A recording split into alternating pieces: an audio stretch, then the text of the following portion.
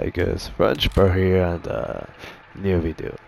So today I will talk to you about the different family members, killers, whatever you wanna call them, and I will just rank them from worst to best. Some of those results might, uh, you, some of you will probably disagree with me. That's all I will say. It's just what I think, and what I think tends to change literally every 2 weeks because of how, situational this game is, in terms of what happens depending on what you do and what you play, event builds. So let's just get into it. So the worst one, by a mile, really, to me is Johnny. It's not even close. I think he's terrible. I think, yes, you can do good games depending on how bad survivors are. Or let's say how new survivors are. The less, the more new a survivor is, the more Johnny will shine. The more experienced the survivor is, the less Johnny will shine, and the more he will, well, let's just say not shine. It's just put it that way. Johnny, to me, in a 1 versus 1 against a gap, loses. That's all I will say. There is one gap and Johnny, it's over. It's over. In that case, most of the time you will be like, Leatherface, come help me, bro. There is a gap and a survivor.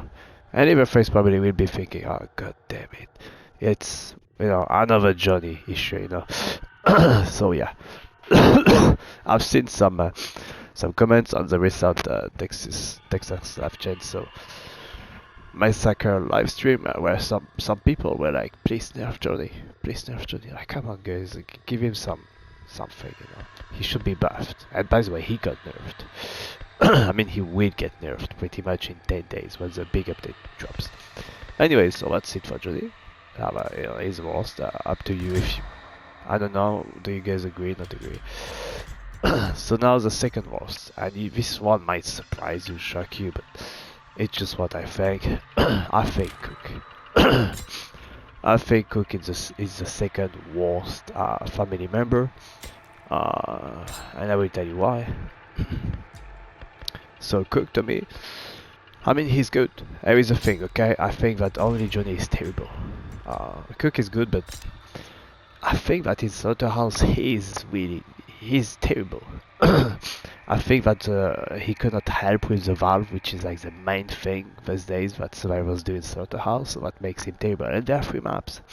Then there is Gas Station, where if survivors activate the valve, well, guess what?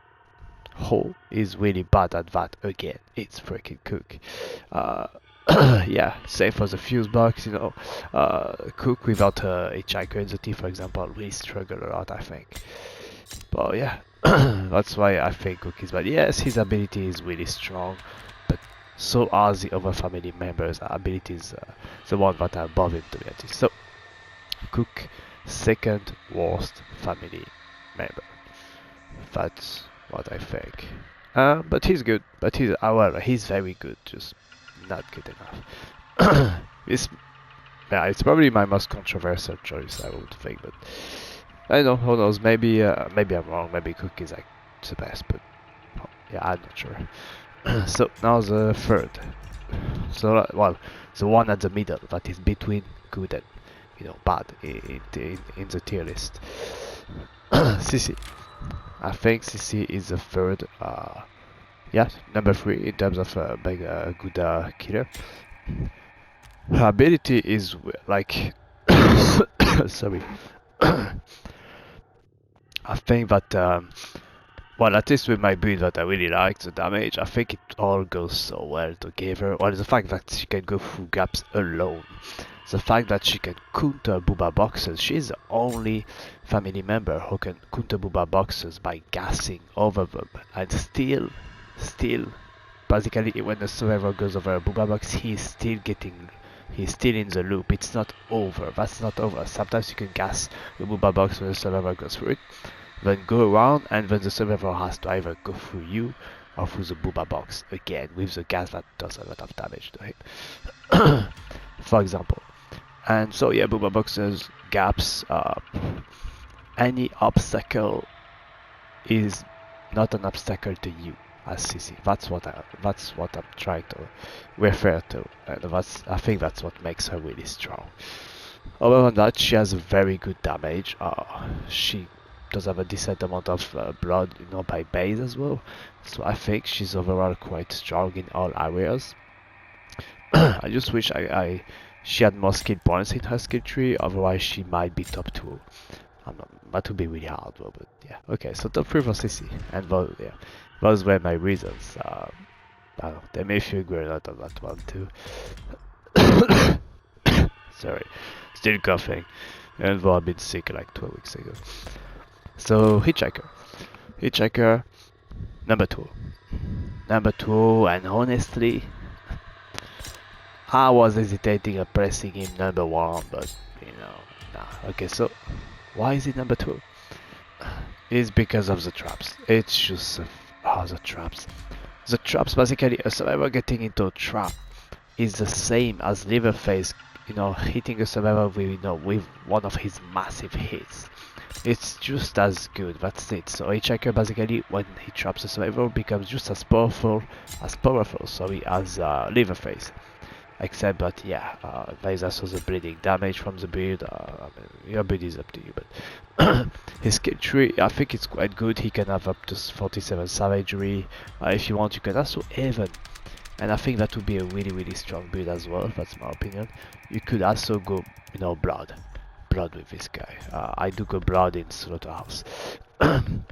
Another thing that makes him really, really strong to me is his skill tree. Once again, it makes him, I think with him, at least I am able to have a good build on for every map. So every map I have a good build, and to me that makes him really, really strong on every single map. Like Cook cannot do that, Sissy cannot do that, Johnny, whatever. I won't even talk about it here.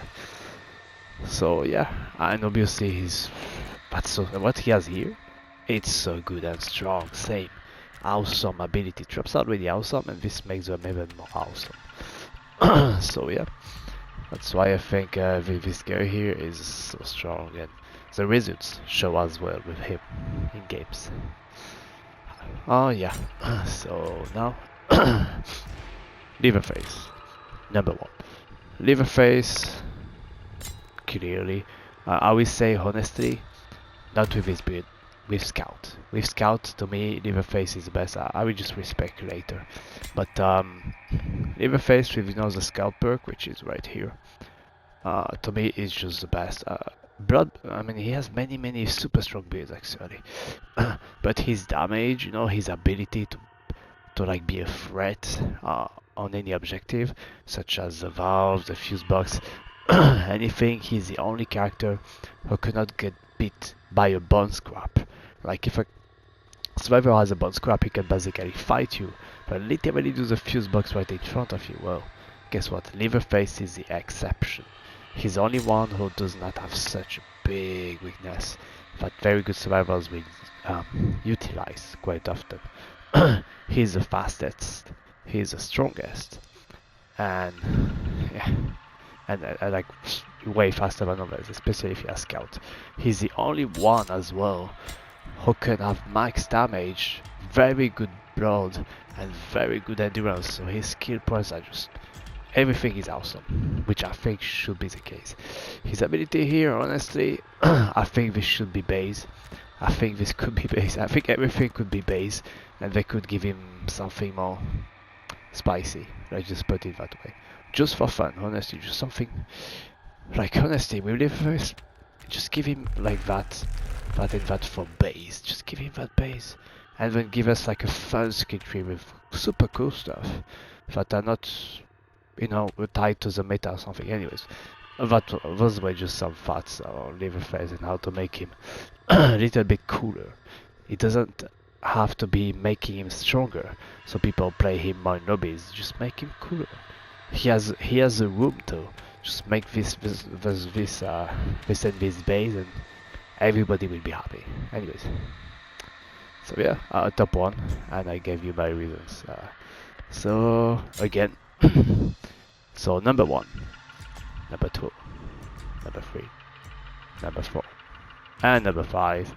That was my top 5, and yeah, tier list top 5. And how do you rank them? What's your ranking for those 5 bad guys here? I mean, maybe when Johnny gets his shirtless skin, maybe he'll become top 4. I'm not even sure, honestly. Yeah, just a joke. Anyways, yeah, thanks for watching. See you in the next video, and have fun playing Texas. It's quite fun first days to me, honestly, as family. Just, I don't know. Family is so strong. Anyways, see you in the next video.